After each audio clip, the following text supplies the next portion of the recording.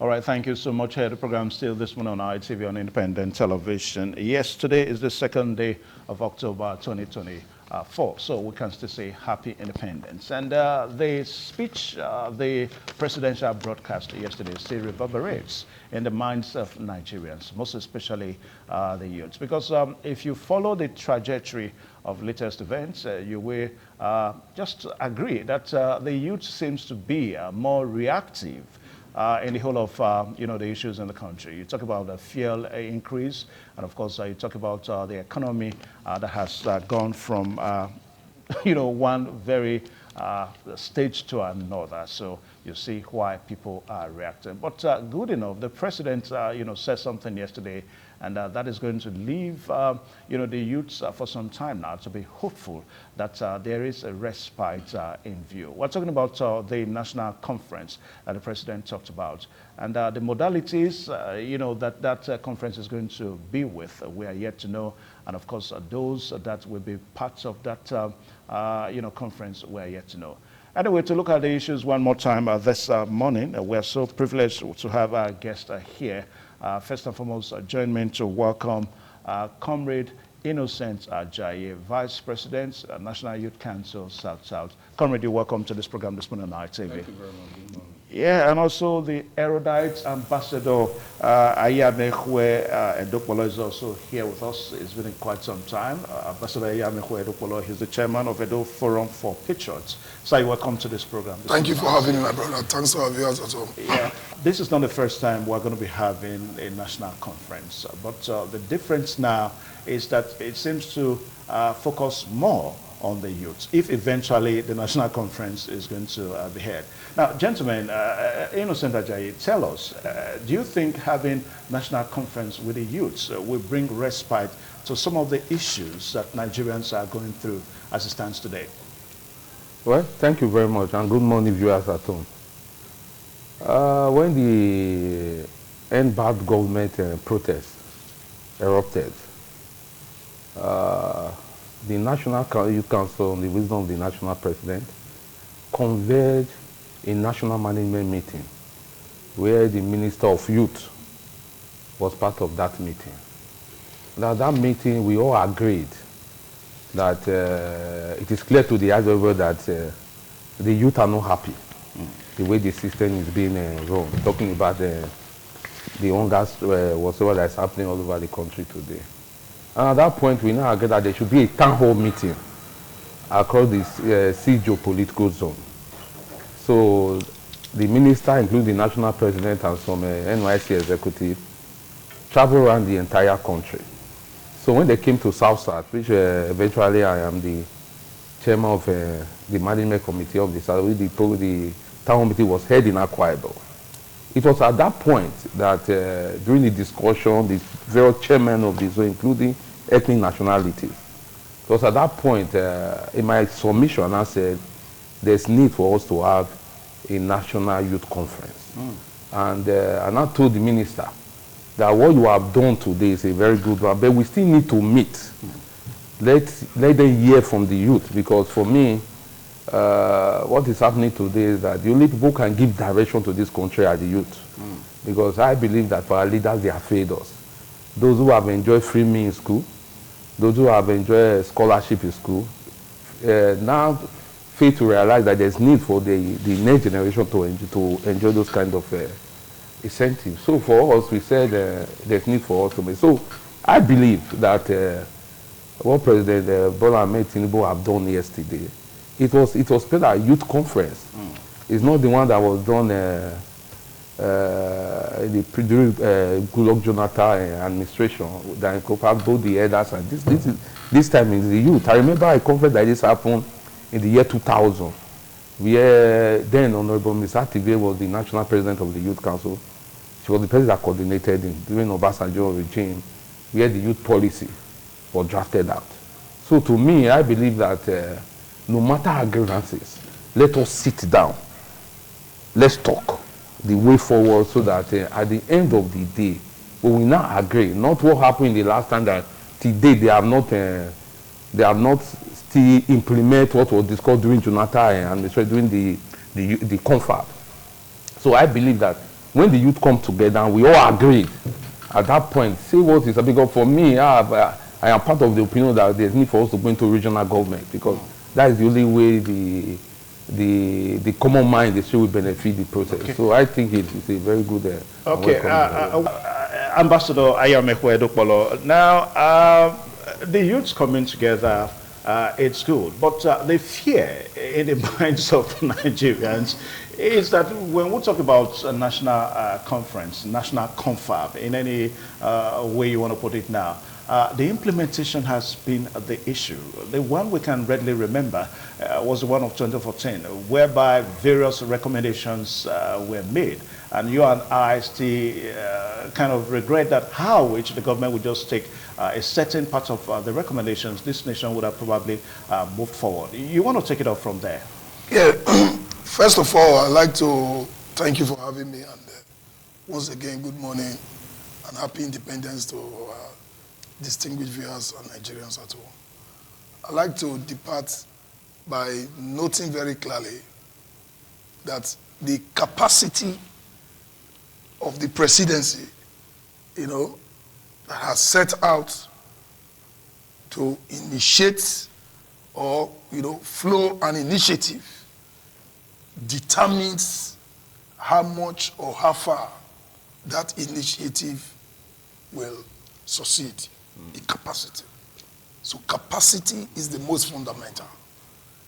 And if we put President Tinubu's capacity, into analysis, you will agree with me that the way and manner he has resolved the logjam over the autonomy of local governments in Nigeria is one that is cheering, is one that is amazing, and is one, that is reassuring to all Nigerians.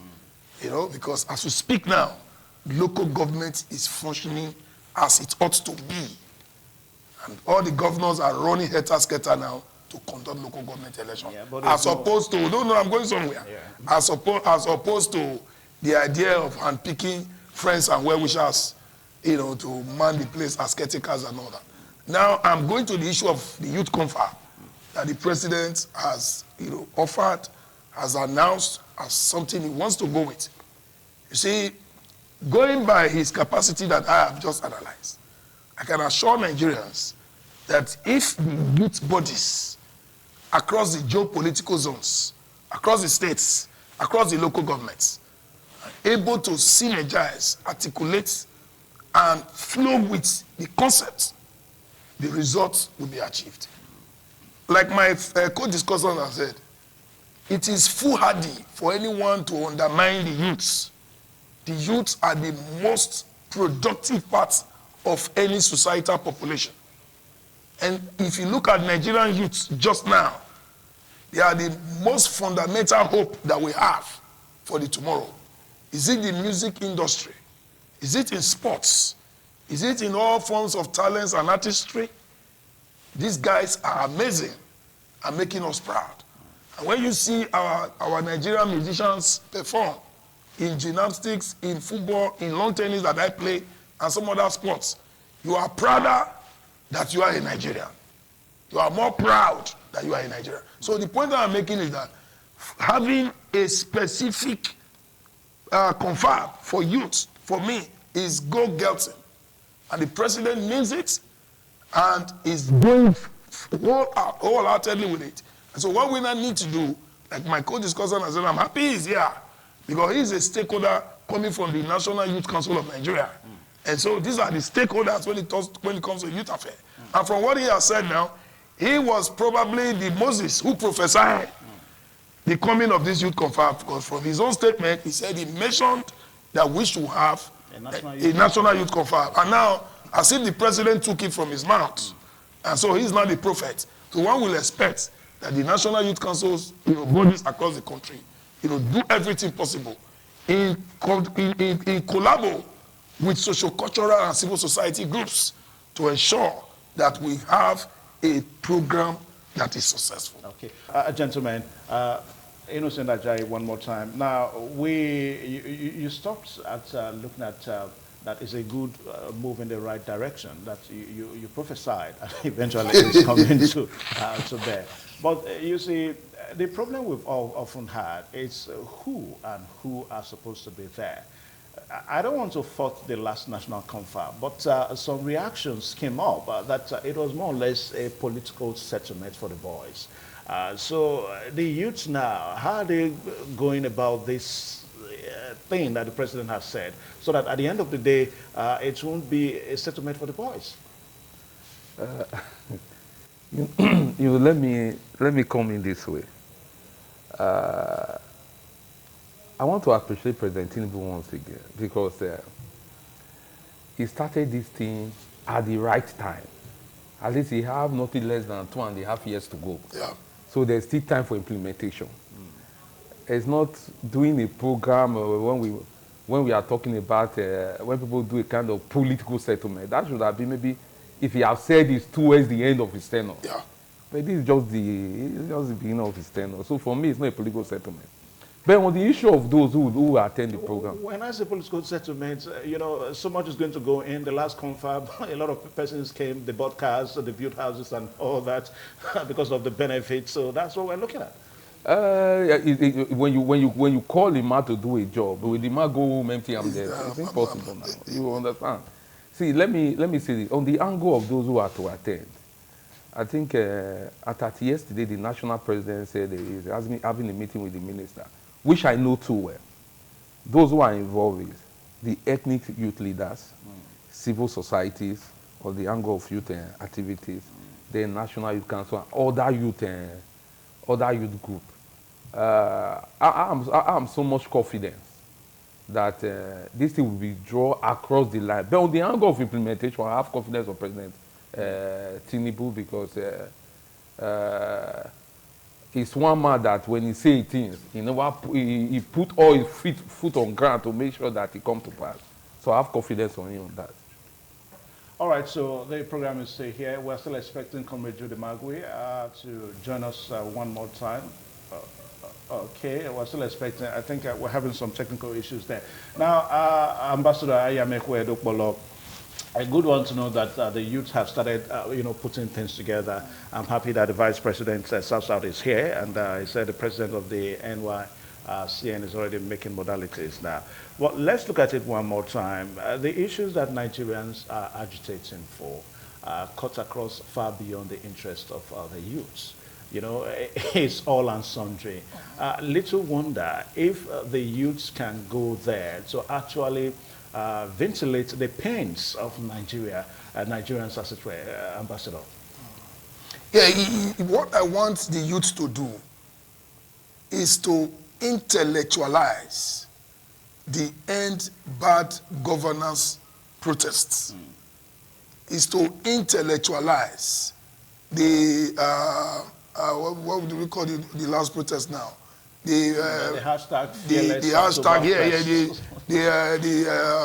The police. The NSAS. The NSAS protest. So we are saying that rather than taking placards on the streets, go there with your mouth, with your pen, with your piece of paper in a conference, to intellectualize that protest.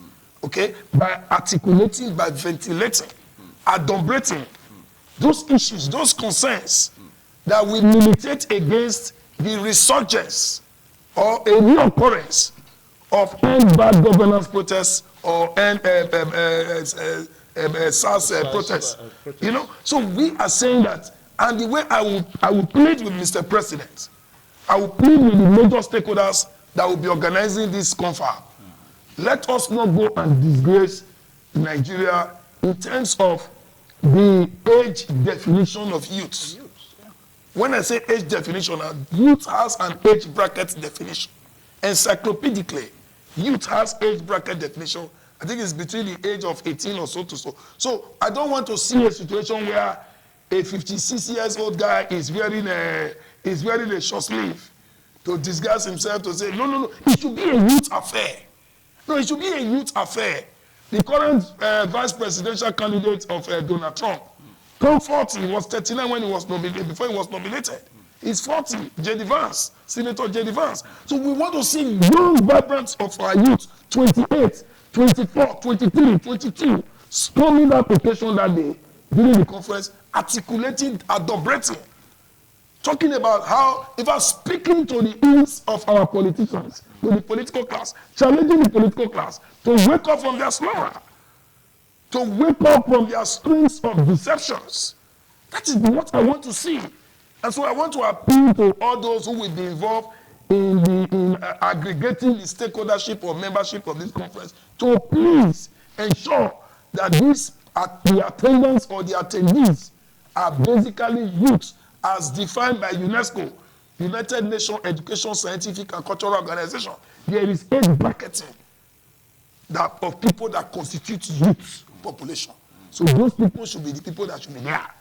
Because we usually find that it's not surprising. It's common to see in our communities, you say people, they are youths, and when you check their age bracket, the youngest among them will be like 58. I mean, come on, these guys are not youth, man. These guys are not youths. And so we want it to be youths. Okay? By age, for instance, I'm not youth. Okay? And so if people like us will have to play any role, it should be underground roles, not to attend the conference. No. We really want to see youth coming there. 28, 23, 24, coming there to articulate. Tell the president that the political class have failed the nation, and this is the way they think they have failed the nation, and this is the way they think. Okay, I'll come to you. Let me come to the Vice President one more time. Now, I'm happy that the Vice President is here, South-South National Youth Conference.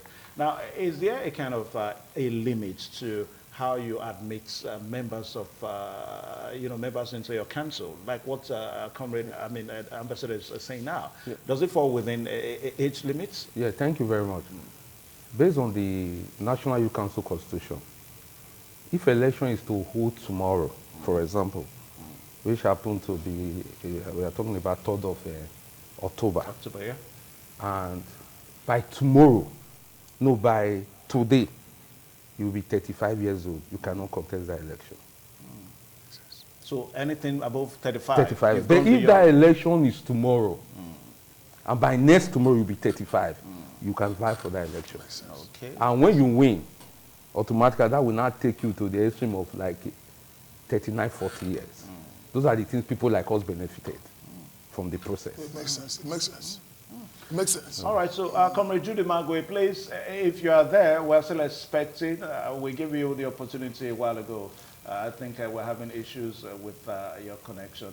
Now, Ambassador Ayamekwe, the problem, little wonder whether those you are talking about now, whether they have the experience to actually, ventilate these issues. That's one. Then secondly, when I say the experience now, I'm talking about the Nigeria that we are crying for. Because like you and I, Ambassador Ayamekwe, when you and I cry, we are relating it to the Nigeria of the one we knew. Of course. And the one we know now. But for the youths you are referring to now, they probably they are only aware of the Nigeria they know now. So there's really no basis for comparison to agitate for for a Nigeria that they once knew, Ambassador. I will want to, very slightly and respectfully disagree with you. To think that these young folks do not have a depth of our history, that will not be a right form of judgment. I'm talking about experience. I agree with you. I agree with you. You see, the whole purpose of education is to provide, a mental level of preparedness to face the future. That's the whole essence of sending a child to school. Prepare him mentally to face the future. And so when challenges now come, because he has been prepared, he grants those challenges. He navigates those challenges and finds results for himself. So I would think that a good number of our youth, I've been in public transports, I've been in ceremonies, I've been in location seminars, and it amazes me to see that not as you think, or not as some people think, these guys are deeply informed. They are deeply informed. I attended a function, for instance, I saw a secondary school SS2 student, talking about where are the political class are failing and comparing the Nigerian political class with the American political class, and even going as far as the roles and contributions of people like Obafemi Awolowo, I was like, this guy was talking like he's like 78 years old man. I was amazed. And so these guys really, you know, they have some of this, you know, in-depth knowledge. And I am sure that if they are well guided, you know, and the atmosphere is provided for them without any form of intimidation, these guys are going to do something that will be historic, that all of us will be proud about. And I insist, and I want to plead, anyone that is not within the age brackets of youth, please should not be allowed. Let's showcase our youth. Let our youth come on board. And let's carefully select them. Let them go there and talk to the political class. I'm a politician. Let them tell us what the minimums, the irreducible minimums they expect from us in terms of credentials, in terms of character, in terms of capacity, in terms of dispositions in public office. You know, somebody was talking about regionalism, that we should go to regionalism. Someone else have talked about all forms of political system. It's not a function of the political system. It is the predisposition of the political class. Regardless of any system you have, if you have a chauvinistic political class, a class that is largely populated by chauvinists, such society cannot find tangible progress. I'm referring to people that are kleptocratic, people who believe in, you know, me, myself, and my children. People with such mentality syndrome. If you have them populating a political system, no matter how you brand, how you phrase the name or the nomenclature of that political system, it will not bring good governance to the downtrodden. Because it is the mindsets. Okay, as we speak now, for instance, the United States election is going on. People have started voting by email balloting and all that. The real election is in November. And if you look at the debates of that election, it is being defined by foreign policies, you know, the economy, immigration and all that. But if you look at our election here, it's largely defined by modern issues. Modern. You know, rather than, you know, very fundamental issues of infrastructure, you know, setting a fundamental blueprint for our foreign policy of our country. Okay, Comrade Innocent, a while ago, you were trying to say that President Muhammad was Tinubu, now President Tinubu still has about 2 more years to go. Now, we are looking at a situation whereby because what we are saying now to a lot of persons, this youth conference would have probably come much more earlier. I mean, if it had come earlier, maybe the demonstrations we saw recently would not have been. Now, 2 years are remaining. I think there's really no time because we're looking at setting up, putting up the youths, sending them forward and all that, then discussing the issues, then making recommendations and all that, implementing them, so that in this first tenure of President Tinubu, it will begin to have impact, Comrade. For me, I still strongly believe that President Tinubu is one person that stands by his word. It doesn't matter the time frame. You see, if there wasn't a protest, Nigeria, a protest is a situation when people tell you that the way you are doing things is totally wrong, that they want a better country. And if not for that protest, nobody will be talking about the youth conference we are talking today. That's correct. So for me, the protests have improved, have metamorphosed to the need that young men, there's no need for us going to the street, destroying properties already black. Let us sit down and have a roundtable discussion. If you look, majority of the protests you see that go on today, people will still carry their placard. They still go to the State House of Assembly, National Assembly, to deposit their grievances for those in authority to look at what they are saying and take a decision on that. But President Tinubu, on his wisdom, see the need that there's need for us to come together. He wants to hear from the youth. For me, if there's anything that have happened in this government today, and one of the best independence message I've heard since I became as a child who grew up to be the level that I am today, was the message that was read yesterday by President Bola Ahmed Tinubu. Because for me, for what he has said. Is that your major pullout? Yeah, I'm on the same with it. No, this is been sincere. I'm telling you the truth. For what he has said, it is clear that the elders people have failed us. Let me define a youth. A youth is people who are at the middle class. they raise up the younger ones and take care of the older generation. So as a youth, they understand the pains. When we say, who are the people who are really suffering? Today now I'm sitting here now, my mother will call me that there's nothing at home and I have to put something on the table for her to eat. Am I not taking care of her? A lot of people are going through those experiences. Now, if things are not balanced with me, how do you not expect me to take care of my mother? There's this saying that a child that sleeps on the floor does not know if the mother is sleeping on the floor. It is when that child has gotten a bed, we say, my mother is still on the floor, let me go and get my mother a bed. It's a natural thing. So for me, Tinubu have understand that the youth need a better Nigeria. The youth need a country they believe in. And who are the people migrating out of this country? I didn't know the youth. The brethren we are talking about, I didn't know the youth. If anything happened to this country now, the way they are having war in Israel, God forbid, who are the people to fight the war? I didn't know the youth. So these people have said, the president has said, okay, you people come together now. I want to, you people should discuss, because what, for me, let me use Edo as a case study. What is affecting Edo is totally different what is affecting those people in Sokoto. Everybody has a peculiar problem. So let us go there now. What I expected that will happen from Edo State is that, that is my advice to them. The government should call some youth stakeholders, have your own retreat with them, have a common paper that we take down to Abuja. That is how it's been done. So that we see that, let's look at the area that is affecting our own. Because if I'm going to that confab, for example, I will be going to speak on the map for Lagos. I'm going to discuss Edo issue and South in general. That's all.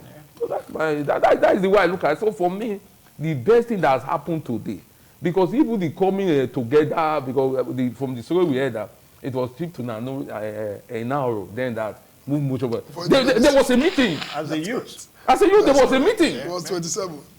So there should be a meeting for the youth to take a common decision so that we have a better country. That's all. Okay. Now, Ambassador Ayamekwe, you are very close to this administration. There's no doubt about that. You support the agendas of this administration. But little wonder, let's take a look.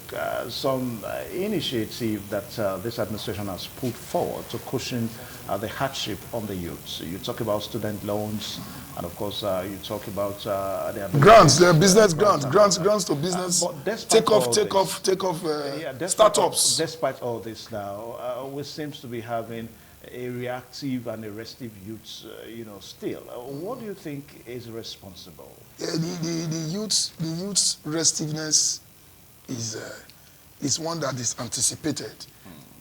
If we are really realistic and sincere,